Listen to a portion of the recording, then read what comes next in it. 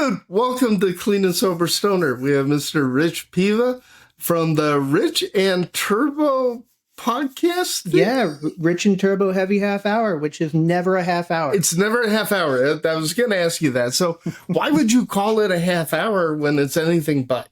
I think we thought it was going to be a half hour. And then we started talking to all these really cool bands, and Right. the time just flies by. And the next thing you know, it's an hour and a half. So we're going to say it's the heavy half of things hour now. So we've, kind of. I wouldn't change it. What you want to do is you want to clickbait them in, right? Yeah, exactly. You want them to think, hey, I got 30 minutes. And then hour and a half later, they're late. They forgot to they forgot to change the diapers. They forgot to go to work. Exactly. It's the heavy underground. We're evil. So That's right. You're also one of the Doom Charts contributors. I am. I wheedled my way in a couple of years ago. Talked to a few people there and stalked them to the point where they let me in. So, very excited. I love contributing. I think I was very excited. A couple of years ago, I was like the top review guy, meaning I spent way too much time sending blurbs. So. I remember because at that point, because when you first start, you're on fire, right? So I'm putting in 2-3 blurbs every single week.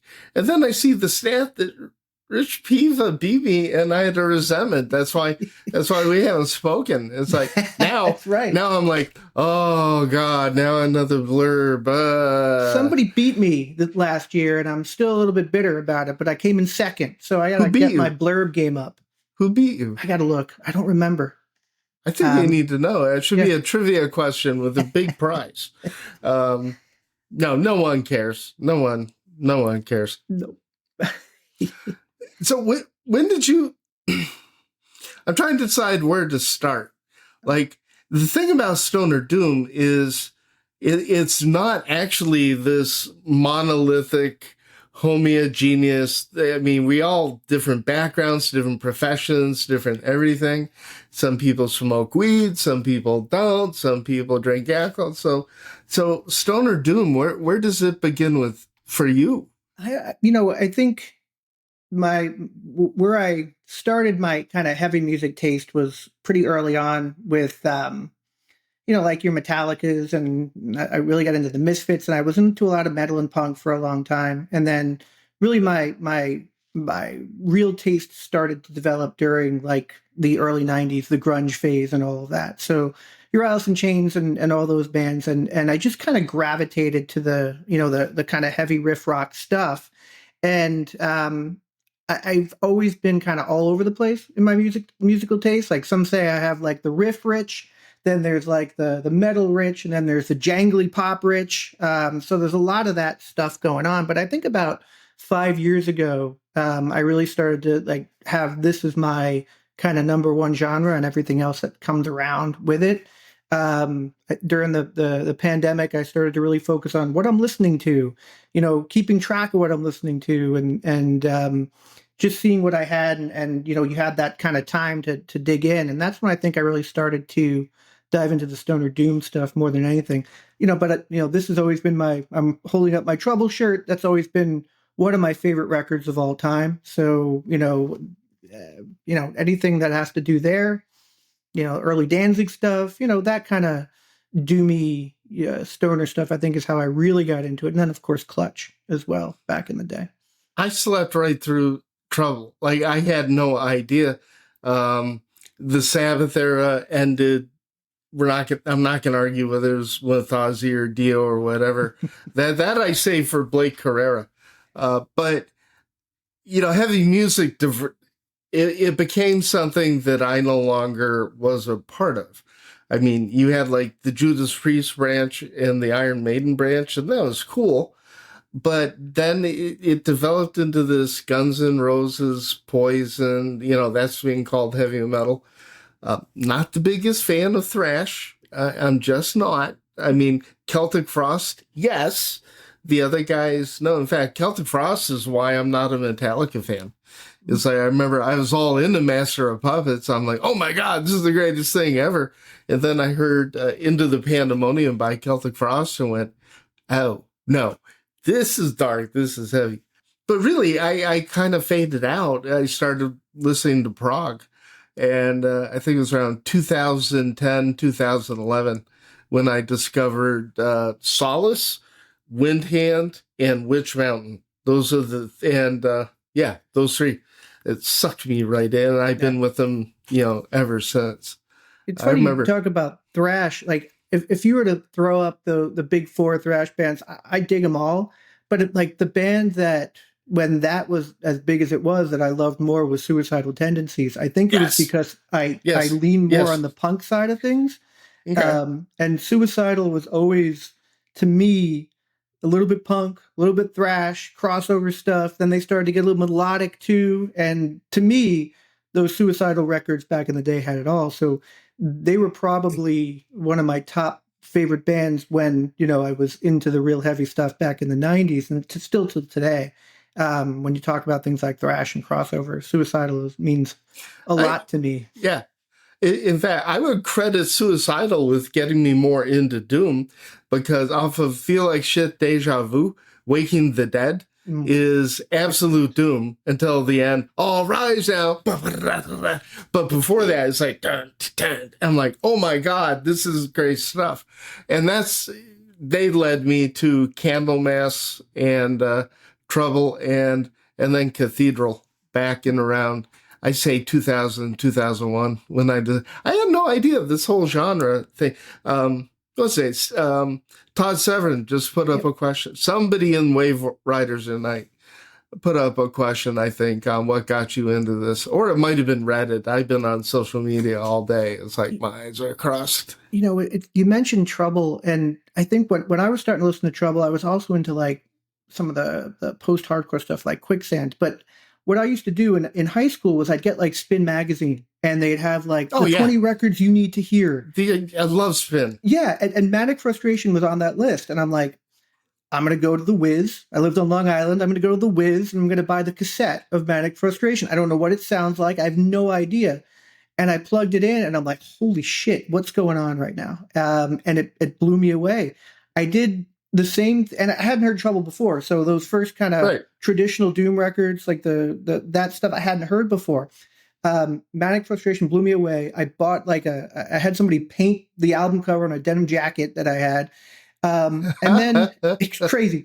And then Cathedral, you mentioned Cathedral, I guess I've kind of always been part of, liking the Doom stuff and the stoner stuff without it actually being like the majority of what I listened to. Right. I bought the cassette single of Matthew Hopkins' Witchfinder, the single of it. Yeah. Blew me away. And they did a cover of Fire on that one too. I'm like, fucking Cathedral, who are these guys? And right. And then you could do the straight line not only to Arthur Brown but to Reverend Bizarre. Exactly. And now for me, Cathedral, it was Carnival Bizarre. And I was living in Montana at the time, and I just obsessively listened to that song, that particular song, Carnival Bizarre, and I'm like, wow, where have I been? And back then, the internet was kind of and so Stoner Rock, I can't remember when that folded, but stonerrock.com, I was a part of that for a hot minute. But yeah, it wasn't until I'd say 2011 with, of all things, Spotify. Because when Spotify came out, it was a revelation. Yeah, it was like, oh my God, like Napster, but cool. And now it's basically Napster. They pay you just enough not to be Napster. Yeah. The other band, and this is going to be obvious, but it's Clutch. And I remember watching Headbangers Ball and having a shotgun named Marcus come on. And for the longest time, I thought it was a shotgun named Marcus. And somebody else said that the other day, and I'm like, oh, I'm not the only idiot here. But I hated it. I didn't like it at all. And then I was in an HMV in Toronto, and it was like their home HMV. It was a huge store, and they were playing Escape from the Prison Planet on this huge sound system, this huge store. And I'm like, what the hell is that? And after that, Clutch became like, my pretty much my favorite band if you start to really start to measure it out. But like hearing that, it was like, this is something that I've never heard before. This is crazy. But it was hearing it on a sound system that gave you the full range guitar, the full range bass, and the vocals. Like, I don't think Stoner Doom was made for, iPhone speakers. I would agree with that. It just wasn't. And I remember I had a set. It was for near field, which means you listen close. I had Ohm Walsh speakers, and then I had an SVS subwoofer, and I'd get it. As long as I was 3 feet away from it, concert volume. And sometimes I'd put earplugs in, and just to feel the bass. So yeah, I agree. It's funny that you heard Clutch and you're like, but then you hear it the way it was meant to be felt, and it's a whole different experience. Absolutely. So tell me about the podcast, how long you've been doing it, what's happening, what's grooving. And Turbo always seems to be suffering physical discomfort. This is why I love the podcast, because I'm like, wow, I feel the same way. What is he, like 83? No, I love Turbo. and we talked a long time. So we have a little group on X or Twitter or whatever you call it. And we call it the Money Pit. And it's 4 of us who just talk about all the records that we buy, and we bullshit about music. And for the longest time, I was like, Turbo, we're going to do a podcast. And this is me like forcing him to do this. He's old school Stoner Doom guy. He was on stonerrock.com. He was a big contributor over there on the chats and all that. And I said, we're going to do this. And finally, I said, you know what? No more talking about it. We're going to do it. I don't care. I'm probably not going to get anybody to come on the show. Nobody's going to want to do it. We're just going to talk to ourselves. And then, so we started doing it. And next thing you know, every band that I reached out to outside of like 2 or 3 were like, fuck yeah, I'll be on the show. And I'm like, awesome. What? I couldn't believe it. I had Todd on as my first guest, and then I had Tony Reed, who took like 2 hours with us. Didn't know us from anywhere. Just got an email from Todd saying, hey, these guys want to have you on the show. Next thing I know, we're talking to Tony Reed for 2 hours. And it just kind of went from there. We do it for fun. We're not making money I just saw my Podbean, re-up. So, it's costing me money to do it, but it's so much fun. And I get to talk to tons of great bands. Like I said, nobody says no. Nobody ever tries to get off the phone with me while we're, off the meetings with us while we're doing it. And it's a lot of fun. And then we get to talk about, we spend a little time talking about our favorite records too. So, it's a lot of fun. I've only had one band say no, and it's actually their PR company. The PR is simply saying, no, that's not something we're interested in. It's, I'll name the band, Divide and Dissolve. I think they're one of the 4 most important doom bands right now. And I'm going to write a whole article on that. They're indigenous American and African American with an indigenous, I think from New Zealand.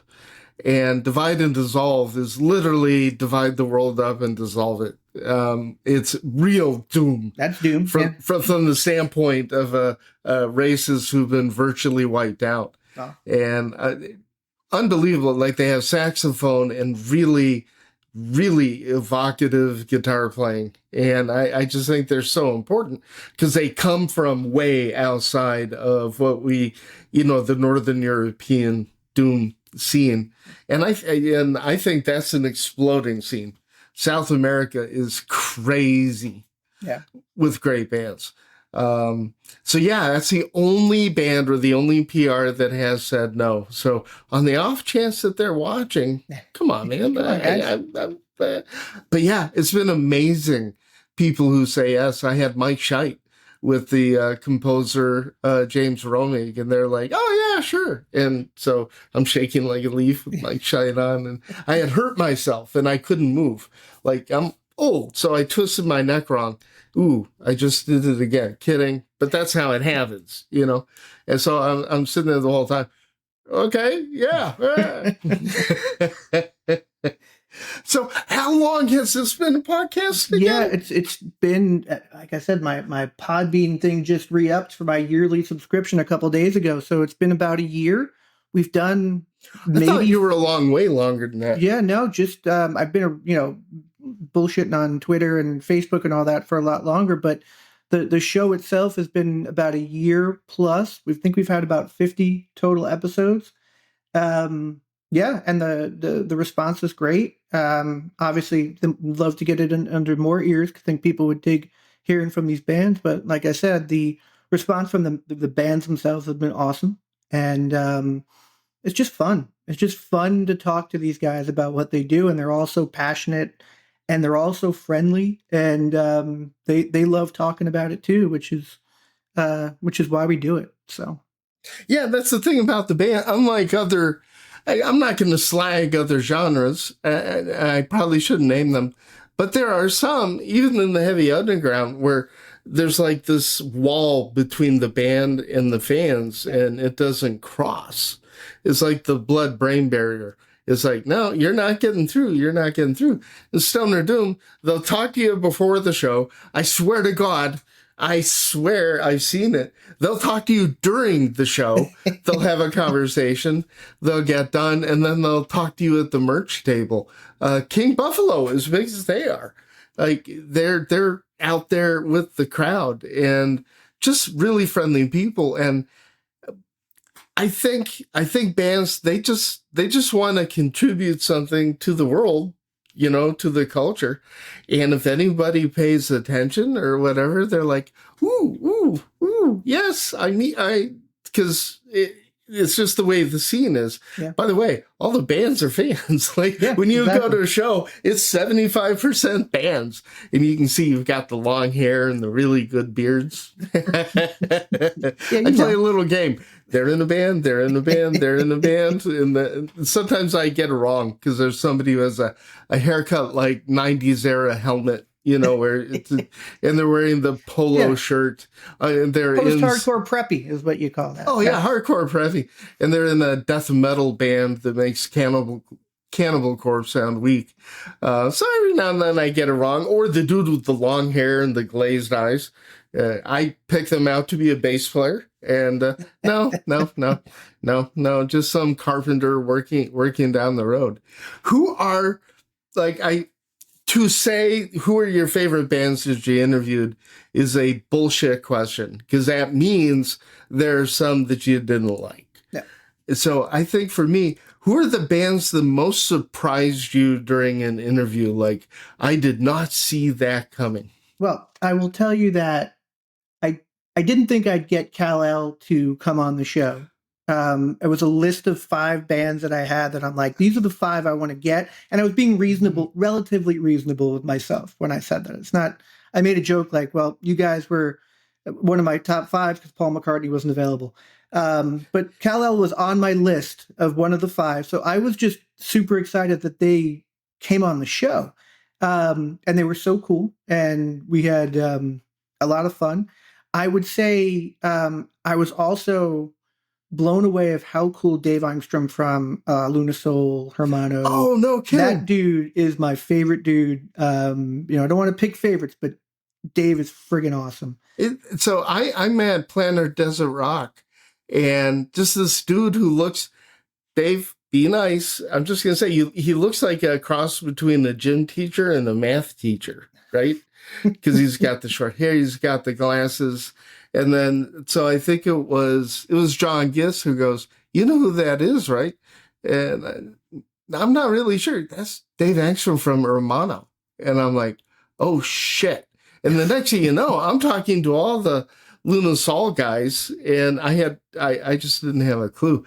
He is just the coolest, most laid-back dude that, and people gravitate to him. It's like he's just so effing fun. I know our friend, I think he borrowed a baby carrier from Sean Patrick Brooks with the Heavy Metal Underground. He's like, my life is weird, but I love it because the dude got a baby carrier. So talking to what sticks out talking to David, is it his approachability, his knowledge, or his coolness, or all the above? All the above. I think the humanness of him, is that a word? It is. He's the most laid back, down to earth dude. We can all be fanboys sometimes of music we love Hermano, love the stuff he does, and getting to talk to him, he's just and then I was supposed to go out to Planet Desert Rock, but I unfortunately wasn't able to. He sent me a text. He's like, let's meet up, let's get coffee beforehand. And, it's just, we've only met on this podcast, right? So right. It was just, we connected, and like, it's just someone who you can like see yourself being friends with without it like being like a weird thing to say. You know what I mean? It's just such a human being when you talk to him, and so much fun. He obviously has the knowledge. He has the stories. And when he brought the other Lunar Soul guys on, all we did the whole time was laugh. Like, it was hilarious the whole time. But I think just the kind of person he is kind of makes it that for me. And that's why I would say very specifically why, he would be someone I would specifically talk about as a guy I would do like a regular segment with if he was up for it. Yeah, I'd have him on every week if I could. So I did an interview with Braun from the band Crop. They have Legalized Lex coming up, and I had so much fun. I'm like, I don't have time to edit. I don't have time to produce. I don't have time. But I'm like, I'm thinking about just saying, hey, you want your own segment? He would just be hilarious to do reviews. Who are you the most nervous? Like, you got a setup, you landed the white whale, and you were just like nervous. I think probably Kal-El, but also probably Godzillionaire. And I think it was because I was a fan of Mark and his work with Paw beforehand. Right. And I almost thought of him like someone who I like looked up to in the 90s, like a rock star. And he would probably laugh his ass off at me saying that. But like, I had his records when I was growing up. You know what I mean? It was that. But obviously, I'm sure you've talked to him before. The coolest dude that you can imagine is Mark Hennessy. But I was a little nervous going into that interview because I'm like, I this is somebody who I kind of grew up listening to with the Paw records.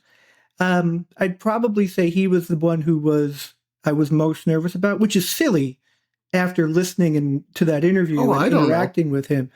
I get it. I mean, I really get it. And Hennessy, so I had no idea who he was when I'm talking to him. And I gave him a sticker. And then I find out who he is. And the dude has my sticker on his jacket on stage. And I'm like, awesome. Oh my God. And then did a performance for the ages. Like, I said it and I'll say it again. Okay, a lot of my boomer friends, they went to Woodstock, whatever. I was at Planet Desert Rock and I saw that set from Godzillionaire. and then you just had band that is started out that way. And there was no downtime. There was no band where you got to breathe and go, oh, thank God. No, every single one of them. I would be nervous as heck. I was just looking at my list of the shows that we've done. And I think the other one that I would probably call out is another band that I kind of grew up listening to and loving was when I talked to Emily from Fireball Ministry. That's a huge get. Yeah, one of my favorite bands. And for her she spent like an hour with us. And just the stories that she was telling about, like, having a song in a video game and, just the stories about Fireball Ministry back in the day. And that was probably another one I was nervous about. So I guess it really goes to the bands that I kind of have been a fan of for decades are probably the ones that I'm most nervous about. It's not stoner doom, but it's more prog. And but there's a gentleman by the name of Jason Beeler from Saigon Kick, and he does his solo stuff now. Saigon Kick is a band that means so much to me. People on this pod listening to this might be like, Rich, you're crazy, but it does. And I booked him for Tuesday. And to say I've been freaking out about talking to him is, an understatement, because I have no idea what I'm going to say to him. I met him at a meet and greet one time, and I think I froze, and I'm like, and he's the coolest, funniest, nicest guy. But like, again, it's like, I remember driving in my car with my buddies and like singing along to his stuff when I was 15, 16 years old. And I still love it to this day. And now I get to have a conversation with him on a stupid podcast I'm doing. I want to make it worth his time to be on this with me and not think I'm an idiot, even though he won't. But that's just me in my head. If you know what I mean. My most nervous, obviously Mike Scheidt, but I consider him. I don't even put Yob into a top 10 or a top 5. They just transcend. Yeah. There's Yob, there's everybody else. It's weird, how I look at it. But the one that got me the most nervous, and by the way, I was pacing before this. I get nervous before every single time, right? Every single time. I get that adrenaline. But Patrick Brink from Volume, just because the history of that band goes back to the Caius era, right? And he had Scott Reeder from Fu Manchu, the drummer, was on this album. And I had read about him, and I think, honestly, in Spin, I really think it was. I think, Spin, they used to have these little paragraphs with the black and white photo. So I knew who he was, and I totally screwed up that interview because I was using, this is back before I had a camera, before I had software. I'm using something called ScreenFlow to do it. And I didn't record the audio. You had to specifically set it up to record the audio onto the computer, and it didn't. So I'm trying to fix this, and there's no way to do it. I had to actually reach out to him and go, dude, I don't know how to tell you this. I screwed it up. We didn't get audio. And he's like, okay, let's do it again. And we just got on, and he's been a great fan of the channel ever since. His last album did great. Yeah. Finally getting the respect that they deserve. I talked to him too. Really, really cool guy. He just is. Yeah. And to me, he's like he got Ed from Monster Magnet to play guitar on his record. And I'm like, how did you do that? He's like, I asked him. I'm like, you're the best salesman I've ever heard in my life. He's like, yeah, I sent him the music. He dug it. He played guitar on my record. I'm like, holy shit. Okay, cool. That you have that power, that superpower to just call up Ed from Monster Magnet and say, hey, play guitar on my record. And he did. Well, you have the same. You had Scorpion Child, one of the hottest bands. Like right now, I can't go on to Facebook without hearing something. And then, I'm prepping for this. I'm like, what the hell, Scorpion Child? Really?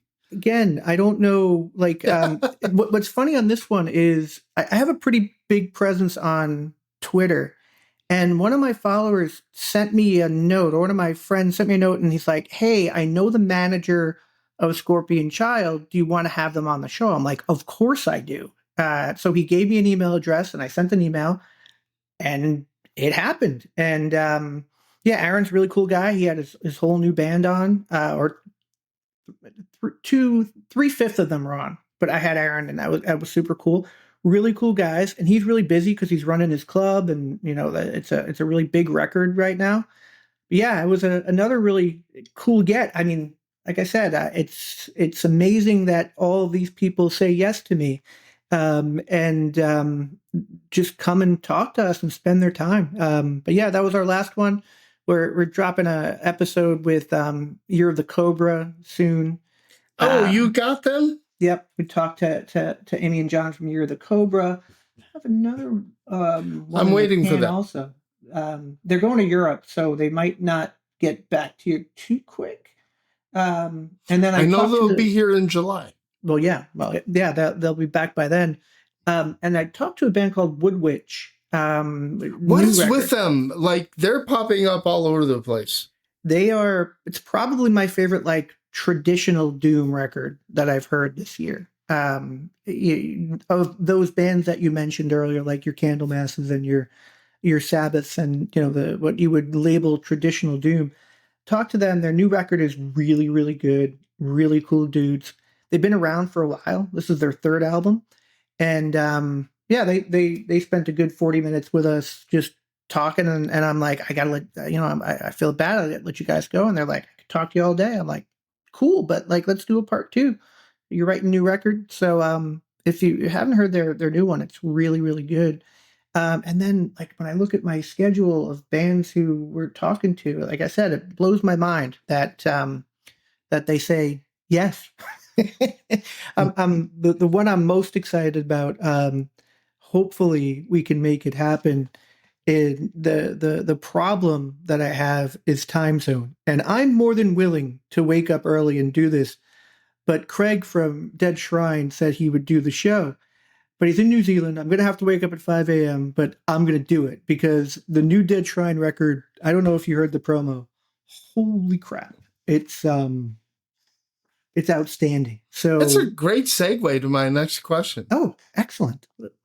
You're on the Doom charts. You're one of the top 3 contributors. Like, the untold secret, there's like 70 of us, but there's only a couple dozen that every single month are generating the content. Where do you find your stuff? Like, and I'd like to both talk about that because I've had to change. I've had to completely change my strategy on this lately. So how many do you generally submit each month? I always submit 25, and it's always hard for me to get it down to 25. And the reason why I can do this, I have a secret to why I can do this. I'm looking at it on my other screen. It's the Excel that I have. I have an Excel document with everything that I listen to, the date it came out, if I like it or if it's a maybe or if it's a definite. And I refer to that, and then by the end of the month, all I have to do is sort, cut, and paste, and I have my 25. So it's otherwise I wouldn't know what the hell I'm doing. Like it's an organizational thing more than anything. And I have a job where I can have music playing in the background at any time. Okay. So I can listen to a lot of stuff. I might be doing a report, I might be listening to another call, and it's in the background, or so I can always have stuff playing, so I get to listen to a lot of things. But I'm using, like, for example, we get codes, we get promos. Boy, do we get codes and promos. A lot of codes and promos. I do reviews for a blog called Musipedia of Metal. One of the bigger, wait a minute, hold on. I'm not going to let you. Musipedia is one of the bigger, one of the older. Yeah. Like, they're venerated. That's been around for a long time. You have Desert Cyclist, you have Outlaws of the Sun, JJ Kozan, and Musipedia. Yeah, so I do reviews for them, a lot of reviews. And ultimately what I do is when he puts the files in the kind of open folder to go grab from, because there's a few people who write, anything that is remotely in like the genre we listen to, I just grab. And I tend to focus a lot on those because I'm doing reviews for them. And that's where, I tend to kind of makes fun of me a little bit because I tend to be a little bit of a spoiled brat and want my riffs and want my stoner and doom before anybody else gets it. But yeah, to me, the reason why I can do 25 a month and do those because I'm very organized, and that's really the key. I do a lot of interaction on X or Twitter or whatever you want to call it with people who are recommending things, and right. That is where I get a lot of that stuff too. And in our little group, Turbo's really good at finding like the stuff that's tagged in Bandcamp on, stoner doom or some of the stuff that we like also. So it's a process, but it becomes the only reason I can do the way I do it is because I have this very complicated spreadsheet that I'm looking at that keeps everything in order for me. I don't do it anything like that. I can't. So I invested in this software called Rune, and it categorizes everything. It's like $900 to buy the lifetime version. I didn't buy it at that much. I bought it back when it was like $299, which is still insane. But everything is categorized and I can update it. So I probably put more work into it than I would on an Excel spreadsheet, but I have all the data is pulled up right there. And then if I lose track of something, everything that I ever get or listen to gets downloaded onto my hard drive. So I'm 100% digital. So I have it separated into folders. So I have a folder for 2015 and then each individual month. So between that, my title list and title integrates with Rune. So every now and then I miss something on Bandcamp. But I tried to do it with PR, and I tried to do it for, I'd say, a solid year and a half, using what we get in the Doom charts. And I was hating life. It's not how I enjoy it. So now I'm back to bands reach out to me. They send me something. I'm back to doing the one-on-one interaction with the bands, the one-on-one interactions. And I like to go on the hunt. I don't like everything coming to me. I like what I missed was finding stuff and taking a risk on Bandcamp. And, I find some album that has, nobody has bought this album. I will, it was, gosh darn it. I'm not going to be able to remember the name. Wicked Rain. Okay. Out of Arizona. And nobody, and I figure, okay, I'll give this a shot. God damn. That would have been a top 10 for me in 2024. I just went crazy over that. And so yeah, I'm going back to the sloppy way. Plus, I've got 2 websites. I have 2 YouTube channels. I do editing for a third, and I have my private. I don't have time to listen to 200 albums a month anymore. Yeah, I just don't. Going back to the way I used to do it, which is what I did when I was a fan, and that's what has done it, is finding, and I'm still obsessed with young bands. I want to discover the next Elder. I want to discover the next King Buffalo. I want to discover the next Trouble. I want to be the guy. I just do. It's not ego. It might be, but it's like, that's fun. Yeah. That's just fun. And then I get to share it with a couple dozen who read my silly stuff. And then my contributors, the people who write for us and work for us, I get a lot from them. But we get so many PRs, and everything is the highly anticipated album from Goatskin Goat. Yeah, I do, as those emails come in, I do have a process, and like you said, you can't listen to everything. So I'll look at where it came from. If I see things, and I am sorry for everybody who's a fan of it, but if I see death or black or black metal, or it's just not for me right now. I've got too much other stuff to listen to, so I'll edit through, and I'll wind up with anywhere from like 3 to 6 out of the batches that come through. Out of the 30. Yeah, out of the 30. And because I can kind of edit through some of those keywords, it helps me a little bit there. But yeah, the volume of new music and the heavy underground and everything else is pretty insane. It is insane. And it is nothing like it was in the 70s. And I have a hot take on this. Everybody is saying how hard it is to break into the music industry and nobody's making money. I ever heard of a band called Anvil? Yeah, sure. They were big. They made no money. The Alex Harvey band went bankrupt. It's like, it's easier now to make $200 a month as a band than it was back then. I know I'm going to get slammed right now, but back then, you played, you gigged, and you waited to get signed by a label. And then the label would give you an advance if you were lucky.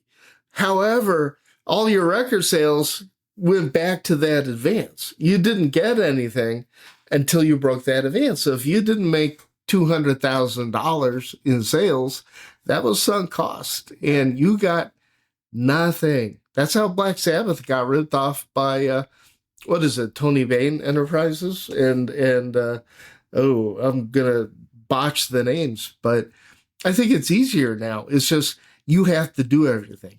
Yeah, the record labels are why big bands didn't make money. As much as everyone wanted to get signed, it was probably great at the time. Like when they first got signed, they got their advance, and then they spent all that money, and then, but yeah, to your point, recouping that advance was probably I bet you, I don't know what the stats are, but I'm sure more than half never did. I'd say 95%. Yeah. I'd go way up. But then you have the outliers like Gene Simmons, and he's a boomer. I'm a boomer. I understand, he's yelling at clouds. But what Gene Simmons and Paul Stanley did was they didn't depend on Casablanca Records. They did their own stuff, and they did it. I'm not a big Kiss fan, but who the hell cares? You know, Kiss made Kiss, and they operated as a fully functioning unit in a business. And eventually it was just Paul and Gene at the business. It was brilliant. Yeah. You'll never hear me say anything bad about Kiss. I'm a huge, huge Kiss fan. Compare that to Queensryche, who was spending $100,000 to record the drums alone. And just so you know, that's when I wrote Queensryche off. When they also hating each other in the process. I don't understand that. I don't have some. It's like Oasis and other bands that hate each other. Richie from when we interviewed Rainbows Are Free, he actually interviewed. He was in bands that opened for Queensryche twice, and he had some pretty funny stories about what that interaction was like. The first time was with Jeff Tate. The second time was with Todd. I'm a big Queensryche fan too. I try to keep my view of their crazy kind of internal politics aside, but it is interesting how much these bands wind up spending. I mean, Guns N' Roses is probably the classic example of the over excess of advances and spending, and then making a really shitty record, you know, after like 15 years of people waiting for it. And, you know, just, I'm sure that they're all rich, but I'm sure there's a lot of people who got poor from backing Guns N' Roses on stuff. Oh, hell yeah. Oh, hell yeah. Speaking of Queensryche, I saw them open in 1980, had to be early 84. They opened for Twisted Sister, and we drove from near Toledo to Cleveland. Holy crap. But back then, they were basically an Iron Maiden cover band, right? Horrible way to put it, but if you knew Queensryche in the early 80s, very Iron Maidenish. And then Twisted Sister, I can't say I've ever seen a band better. Wow.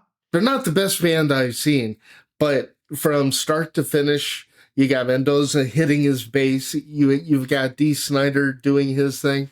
Holy crap, they were good. Holy. Wow. JJ French being a level or two above, what's his name, Ace Frehley.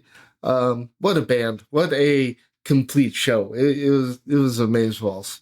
Oh. So who are the bands that are on your radar? Who are the ones that you think, hey, they're not getting nearly enough attention. Let's change that. Let's change that now. Yeah. Who should be superstars? The band Kitsa, they had put out a debut record that to me was one of the best debut records of the last 5 or 10 years. I love that record. Isn't that this month? No, it came out about a year ago. I'm so lost. Yeah. I probably got a PR thing for it. That's probably, yeah. It was It was my number 2 record last year of the year. Ooh. And I know they're recording now. I had the whole band on the show, and one of our first shows that we did.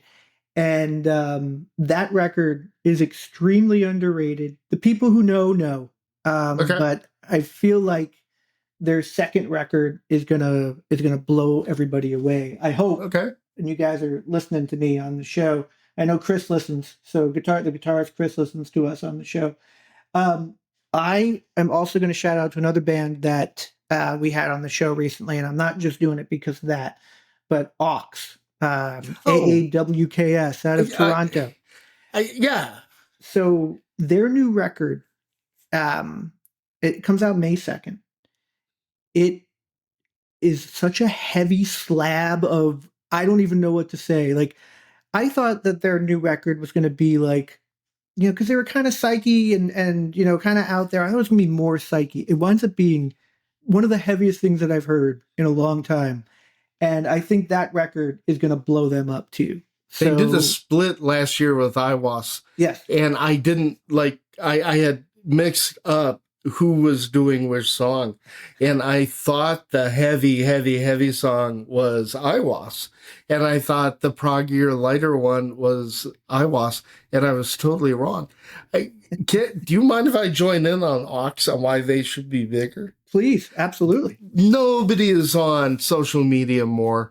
Nobody is more participating. Randy Lynn, they have fans like very close friend of theirs, Fuzz Dog, sent me a green shirt just from out of nowhere. Ox is amazing. I'm like you. I thought they were kind of in the Ruby the Hatchet heaviness phase and maybe Old Blood.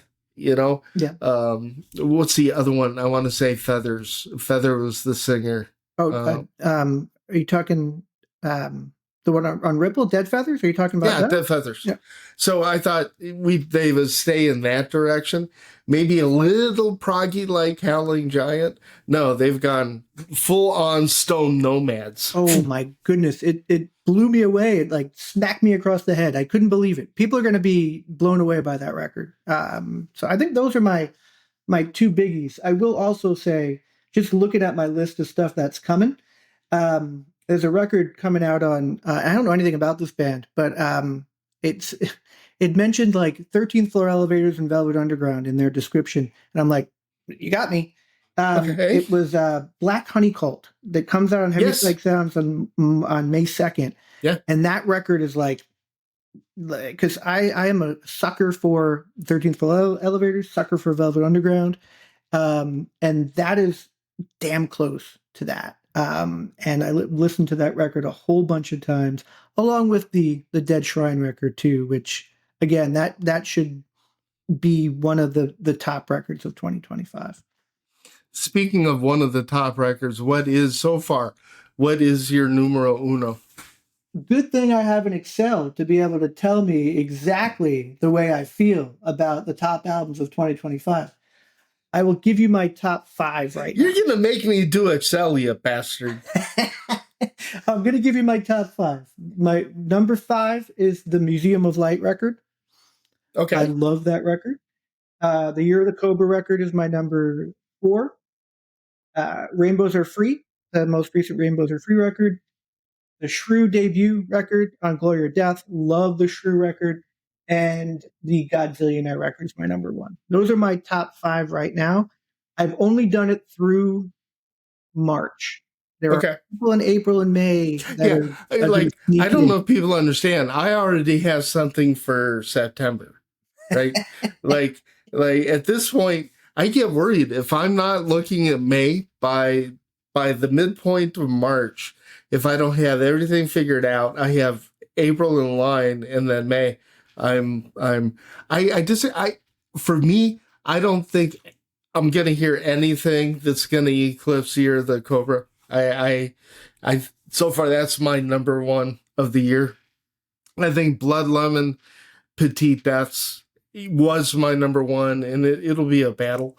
Is an EP, but good God, I consider them another one of the 4 bands, very important from the outside coming in. I couldn't tell you my 3 through 4 right now. Like everything is so close. I keep expecting. If you had an Excel, you could hammer them right off. You'd have no problem. No, because I haven't decided yet.